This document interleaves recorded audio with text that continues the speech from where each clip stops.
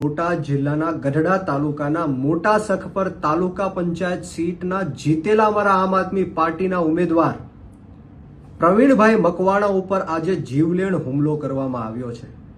લોહિયાણ હુમલો કરવામાં આવ્યો છે ને અત્યારે હાલ એ સારવાર હેઠળ છે.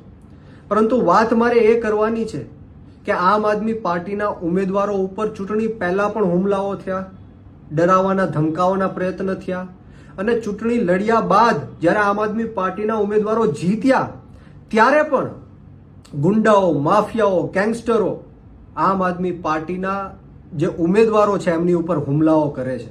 આ કોના કહેવાથી કરે છે, આ કોના કારણે થાય છે એ આ ગુજરાતની જનતા જાણે છે. પરંતુ મારે આજે તમને કહેવું છે કે અવારનવાર હું આ ગુજરાતના ગૃહમંત્રી હર્ષ સંઘવીનું રાજીનામું માંગતો આવ્યો છું. આની પહેલાના વિડીયોમાં ડ્રગ્સને લઈને મેં રાજીનામું માંગ્યું, પરંતુ આજે હર્ષ સંઘવી પાસેથી નહીં, મારે આ દેશના વડાપ્રધાન નરેન્દ્ર મોદી અને આ ગુજરાતના મુખ્યમંત્રી ભૂપેન્દ્ર પટેલ સાહેબને વિનંતી કરવી છે કે તાત્કાલિક ધોરણે હર્ષ સંઘવીને પદ ઉપરથી હટાવવામાં આવે, એનું રાજીનામું લેવામાં આવે.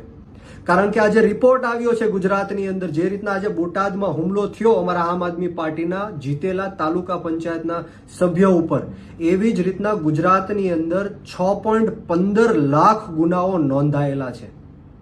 આવા અનેક લોકો હશે જેમની એફઆઈઆર લેવામાં નહીં આવી હોય, એમને ધાક ધમકી આપીને નોંધાવવામાં નહીં આવી હોય, આવા અનેક પ્રયત્નો, ષડયંત્ર કર્યા હશે, છતાં પણ 6.15 લાખ ગુનાઓ આ ગુજરાતની અંદર નોંધાયા છે અને એમાં 58% ગુનાઓ દારૂ અને ડ્રગ્સના છે. મિત્રો જરા વિચારો, 2 વર્ષમાં 18% કરતાં પણ વધારે ગુનાહિત પ્રવૃત્તિઓ આ ગુજરાતની અંદર વધી છે. અને આખા દેશની અંદર સૌ પ્રથમ યુપીનો નંબર આવે છે અને બીજો નંબર તમે વિચારો કોનો આવતો હશે, બિહારનો કે બીજા કોઈ રાજ્યનો નહીં, પરંતુ આપણા ગાંધી અને સરદારના ગુજરાતનો આવે છે ગુનાહિત પ્રવૃત્તિઓમાં. મિત્રો આ ભારતીય જનતા પાર્ટીના હાથમાં, એમના નેતાઓના હાથમાં આપણું ગુજરાત સુરક્ષિત નથી, આપણા ગુજરાતના બાળકો સુરક્ષિત નથી. અવારનવાર 15-15, 20-20 દિવસે ખૂન થાય છે, નાની નાની દીકરીઓના બળાત્કાર થાય છે, દારૂ વેચાય છે, ડ્રગ્સ વેચાય છે, ભ્રષ્ટાચાર થાય છે. આપણે આ કેવા ગુજરાતમાં જીવી રહ્યા છીએ? ત્યારે મારે આ દેશના વડાપ્રધાન નરેન્દ્ર મોદી અને આ ગુજરાતના મુખ્યમંત્રી ભૂપેન્દ્ર પટેલ સાહેબને વિનંતી કરું છું, હાથ જોડું છું કે તાત્કાલિક ધોરણે હર્ષ સંઘવીનું રાજીનામું લેવામાં આવે.